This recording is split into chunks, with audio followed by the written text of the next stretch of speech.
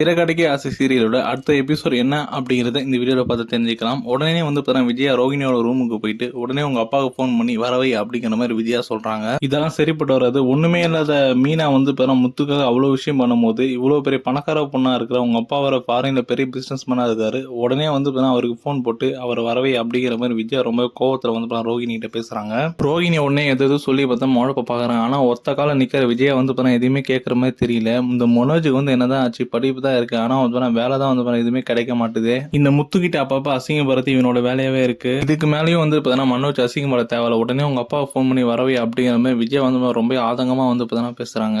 அதுக்கு உடனே ரோகிணி வந்துட்டு எங்க அப்பா இப்ப ஊர்லயே இல்ல, அவர் வந்து பிசினஸ் டூர் போயிருக்காரு அப்படிங்கிற மாதிரி சொல்றாங்க. அப்ப உடனே விஜய் வந்து அதுக்கு என்ன அவங்க மாமா வசீகரனை வந்து உடனே போனை போட்டு வரவே அப்படிங்கிற மாதிரி ரோகிணிக்கு வந்து ஒரே போடா போடுறாங்க.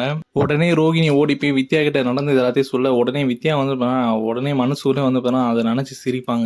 இதுக்கு வேற வழியில திரும்ப அந்த கறிக்கடைக்காரனை வர வச்சு திரும்பி ஒரு டிராமா போட்டு தான் இதுக்கு எல்லாத்துக்கும் ஒரு முடிவு வரும். உடனே வந்து அந்த கறிக்கடைக்காரன் வர வச்சு திருப்பி ஒரு டிராமா போடுறதுக்காக ரோகிணி ஒரு பிளானை வந்து போடுறாங்க. இனி ரோகிணி என்ன ஒரு டிராமா போட்டாலும் விஜயா கிட்ட மாட்டி தீரணும் அப்படின்னு நினைக்கிறவங்க வந்து இந்த வீடியோக்கு வந்து மறக்காம லைக் பண்ணிருங்க. பார்க்கலாம் எத்தனை பேர் லைக் பண்றீங்க அப்படிங்கறத. தேங்க்யூ.